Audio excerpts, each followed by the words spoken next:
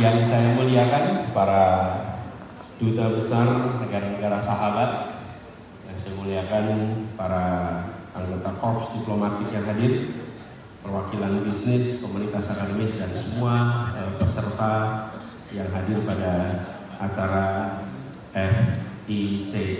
CIFP 2023.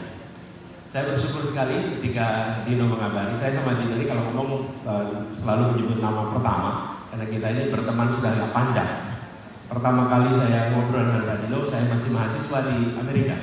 Pada waktu itu Indonesia sedang dalam posisi pasca Pak Sumadi ini persis pasca kejadian 9/11, dan waktu itu Pak Dino Direktur Amerika Utara. Saya mahasiswa di Amerika Utara. Waktu itu lagi ramai, jadi saya ketemu sebagai orang yang berada di pengasingan waktu itu. Kita merasakan ada kebijakan-kebijakan di sana yang kita Indonesia harus lebih aktif. Jadi saya waktu itu kritis sekali sama pemerintah Indonesia. Biasalah, mahasiswa kan kritis gitu.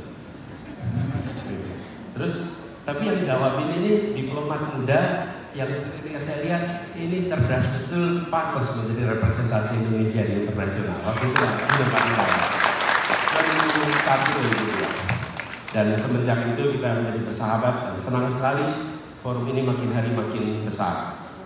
Nah, kali ini saya dapat sebuah tugas dari Dino untuk bicara tentang apa tantangan ke depan. Karena itu saya ingin sampaikan kesempatan ini beberapa poin. Mungkin saya akan mulai menyampaikan gagasan umumnya, nanti kita akan ngobrol lebih jauh. Kita bicara tentang apa yang tadi disebut juga oleh Dino sebagai creative alignment dengan kekuatan cerdas berbasis nilai. Ketika kita melihat apa sebenarnya tantangan global terkini, pertanyaan ini menurut saya penting sekali untuk kita jawab dengan tepat. Karena kami memandang, kita semua tahu, kalau formulasi pertanyaannya benar, maka itu sudah menyelesaikan sebagian dari masalah. Kami melihat ada 4 wilayah yang sesungguhnya menjadi tantangan terbesar kita. Pertama adalah geopolitik yang bergeser dari unipolar ke multipolar. Ini multiple great powers yang sekarang kita saksikan. Lalu epicentrum geopolitik ini beralih dari transatlantik ke Asia. Dan dulu kita bicara tentang Amerika Soviet, sekarang kita berbicara tentang Amerika China. Dan kita menyaksikan juga ancaman-ancaman yang sudah tidak lagi homogen, tapi ancaman yang bisa disebut campuran antara militer dan non-militer. Kita mengistilahnya hibrid. Kemudian ini grey jenis-jenis ancamannya. Tidak perang tapi juga tidak damai. Dan multidimensi. Ada cyber, ada force economy, dan dampaknya dari situasi ini adalah muncul gejala atau penurunan trust, meningkatnya distrust antar negara. Bahkan slogan Latin civis pacem para bellum, jika ingin damai bersiaplah perang, juga makin nyari. Ini menandai bahwa arms race itu muncul. Kita tidak membayangkan, saya waktu itu ke Inggris triple IS diskusi, tidak membayangkan di awal tahun 2022 percakapan tentang peningkatan anggaran pertahanan itu muncul di banyak negara. Kita sedang memikirkan peningkatan anggaran lingkungan hidup, kesejahteraan, contoh sekarang munculnya peningkatan anggaran pertahanan. Itu 3 tahun yang lalu sudah terbayang, sekarang muncul sangat kuat. Lalu yang kedua adalah aspek ekonomi. Ini saya aspek ekonomi. Aspek ekonomi kita menyaksikan pergerakan arus modal dari negara berkembang ke negara maju karena perubahan suku bunga dari The Fed. Dan kita menyaksikan disrupsi produksi terkait dengan teknologi yang berdampak kepada geopolitik. Kita memiliki misalnya ketergantungan gandum pada Ukraina hampir 30%, pupuk pada Rusia 15%, dan ketika mereka berdua terlibat di dalam konflik, dampaknya terasa. Lalu rivalitas antara Barat dengan Cina yang berdampak pada bagaimana kita mulai transisi energi bersih. Kebetulan 85% dari kapasitas pengolahan rantai teknologi bersih ini ada di Cina. Lalu kita menyaksikan fakta-fakta ekonomi baru yang menunjukkan kompetisi sistem ekonomi global itu meningkat signifikan. Ditambah dengan adanya aging demography, di mana orang-orang usia produktif dengan usia pasca produktif proporsinya berubah signifikan.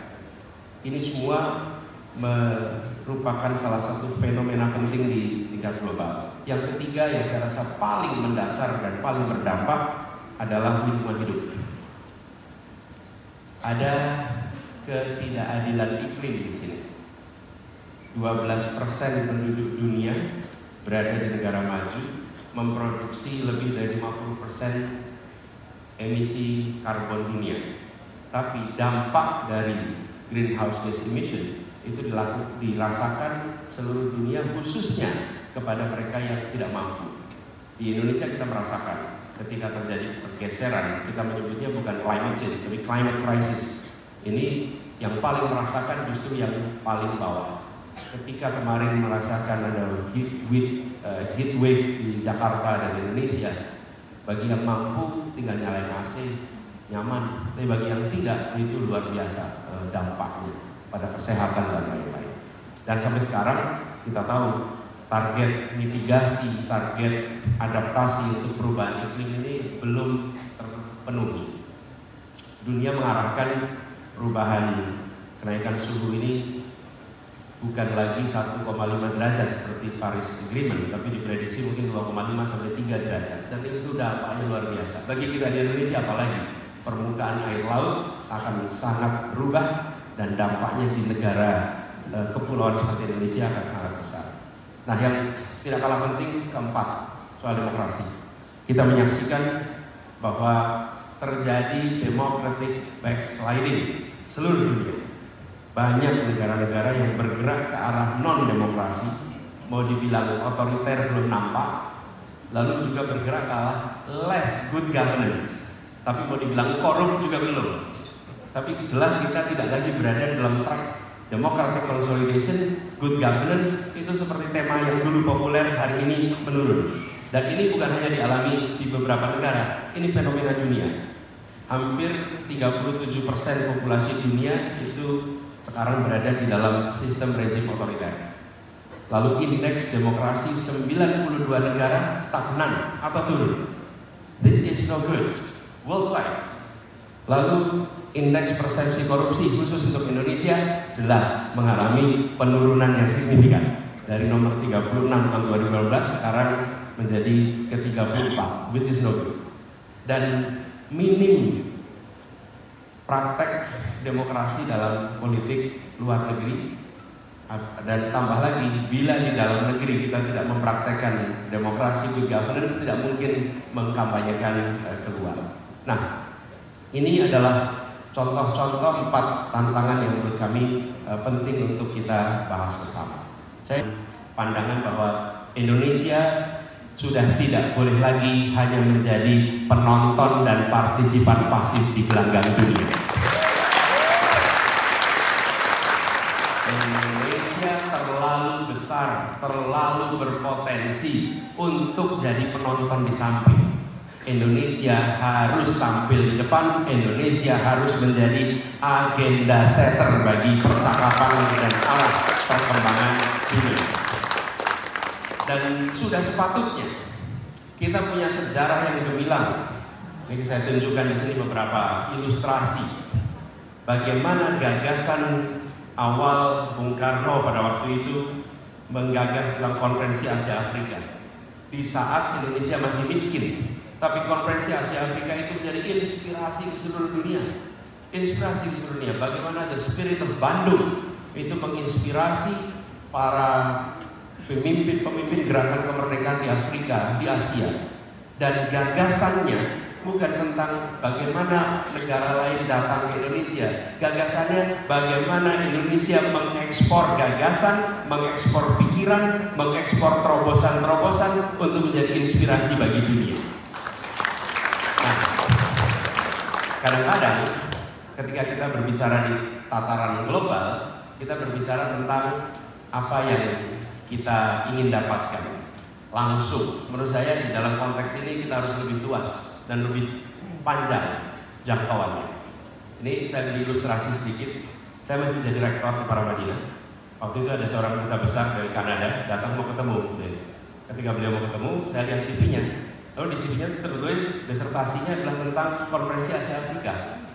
Unik juga ini, Pak Dubes ini. Ada Dubes Kanada di sini atau utusan dari Kanada?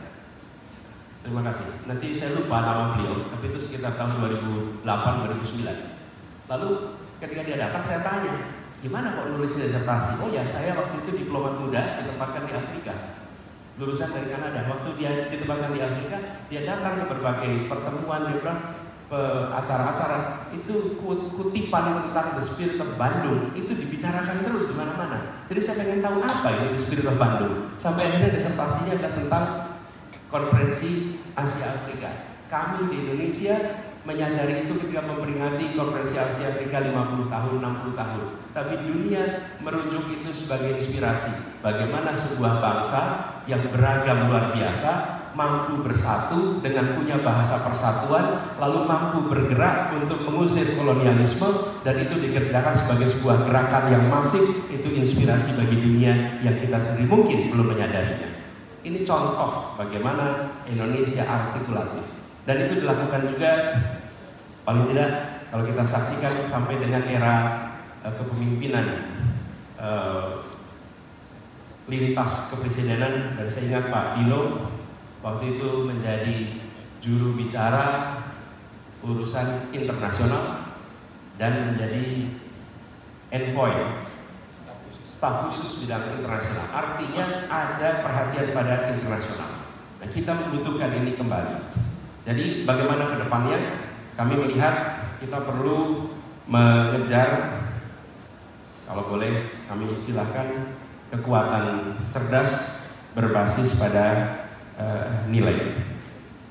Berbasis pada nilai. Ini kami pegang. Kenapa nilai itu menjadi penting? Karena kalau kebijakan